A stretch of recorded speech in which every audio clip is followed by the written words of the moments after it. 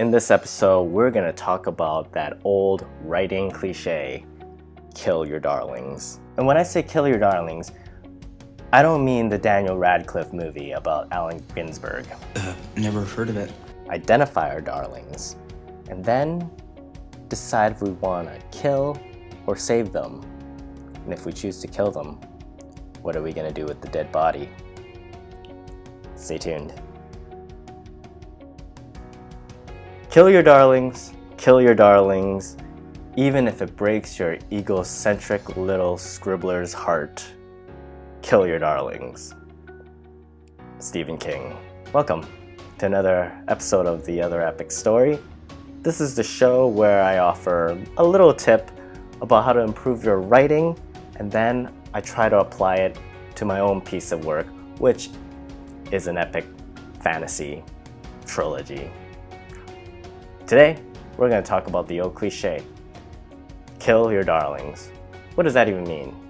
When you're writing, you're going to create some awesome stuff, at least in your opinion. The thing is, what you write may not always fit into the story properly. What ends up happening is it becomes disjointed, or it's not relevant to the actual plot. You add characters that you love, but doesn't serve a purpose in moving the story forward. Those are your darlings, and they deserve to die. It's not that it's a bad piece of writing. It might be brilliant, but it might be a distraction. It might not move the story forward, and it just might not fit. Those are described as your darlings. Kill your darling is an old cliche about cutting irrelevant content from your work. So I did some research from a website called well-story.com. It's actually full of a lot of good resources if you're looking for any of that stuff while you're writing. Recommend. I'll attach a link in my description, so check them out. Anyways, so according to them, here are a few things that you should cut from your story, even if they're your darlings. Characters that don't serve a purpose. Yes, you created this awesome character. Hey, they might even spin off to their own novel, but they do not fit in your plot for your current novel. They deserve to be cut. So how do you find out if this character fits in your story or not? Well, look at all the scenes this character's in and ask, do any of these scenes move the story forward? Even if it's full of awesome dialogue and clear description of this character, is it helping the plot progress? If not, that's your darling, and you gotta kill it. Next, you should cut a plot line that doesn't reconnect with your main plot. So when you're writing a story, there's bound to be side plots. Take Lord of the Rings, for example. There's full of side plots. Take Game of Thrones, for example. There's so many side plots. But what is important is that it has to reconnect with the main plot. Next, there's unnecessary backstory. Does knowing about how this character was raised or what they did in school, is that important to the plot? If it isn't, it might just be slowing your story down. A prologue is a good example. If a prologue does not connect with the actual plot later on, then it's unnecessary backstory and you don't need it. Another thing you should cut, metaphors and similes. If you find yourself using way too many metaphors, then you gotta consider cutting them out, even if they're really good. If you find yourself always describing trees, such as a blossoming cloud of fireworks, or describing someone's face as the morning sunshine, you really have to ask yourself why each and every metaphor is in your story. Is it really helping to paint the image of your character, or are you just trying to flex your creative muscle? Just like unnecessary backstory, unnecessary scenes are also something you should cut. These are scenes where you don't move the story forward and nothing new about the character is explained. Just remove the scene from your story and see if it can still function. Romance. Yes, we all love romance and dirty sex scenes. But are they helping us understand the characters a little bit better?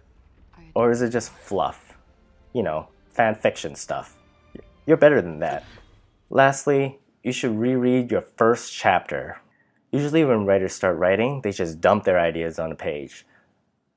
and it's usually the first chapter that suffers. The first chapter is usually full of meaningless backstory, that doesn't really influence the plot. Remove the first chapter and see if you can start at the second one. Does it change the reader's understanding of the plot at all? If it doesn't, cut it. That's what this exercise is all about. So there you have it. Those are a few things you want to cut from your story, even if you love it a lot. So last episode, I was working on my prologue, and I must say, I don't love it that much. It really isn't my darling.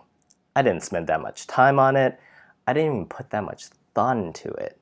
All I knew was that I had to set the scene. There's a few points I wanted to cover.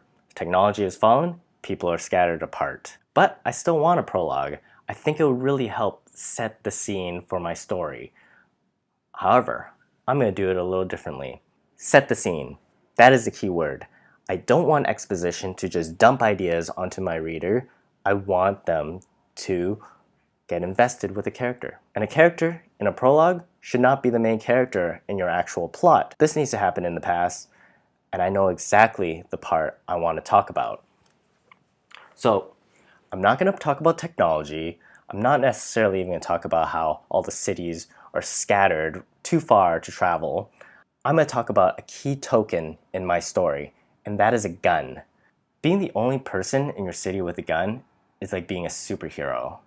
And with great power comes great responsibility. Exactly. So I want to talk about this weapon that this character has. So one of the main characters in the story is this boy sheriff. His father has just passed away, and he inherits the role as the city's sheriff. So he becomes the holder of the only gun. So I want to talk about how this role of a sheriff came about in this dystopian city. So we're going to go back a few generations from this boy sheriff. We're going to talk about his great-great-grandfather. So his great-great-grandfather discovers this instruction on how to make a gun, hidden away, somewhere. I haven't figured that out yet, but he discovers this. So he commissions a few members of the town, few skilled tradesmen, and to create some gunpowder, to create the components of the weapon. So while he's building this gun, an old man, like a wise old man type of character, will tell him that one of the reasons why different towns fell apart was because people with guns started killing each other. And in that killing, the strongest people died away. So that's kind of like an anti-gun, like we don't need weapons, we could govern ourselves. If you're creating this, you're creating a dangerous thing. He doesn't listen. He decides to create it anyways, but only one. He's going to destroy the instructions to make more. So he only has this one gun. And people aren't that smart in the city, and they sort of listen to him, and he decides, I'm not going to become a ruler with this gun. He's going to become a superhero. He's going to become a protector and just help those people get back onto his feet. So he becomes the sheriff. So that's sort of the idea for my prologue. It gives a little backstory. It helps establishes a key item in the plot, and it helps sort of give a little idea of what life is like in these towns. If you haven't seen my previous episode, please do. It is about my prologue. I do a reading of it, and what do you think? Is this new idea a little bit better? Let me know in the comments. Once it's written, I'm gonna go back and see if it's any better. I really think it is. I really think. So tune in next time as I offer more tips and tricks and work my way through this epic novel of mine. All right, keep writing.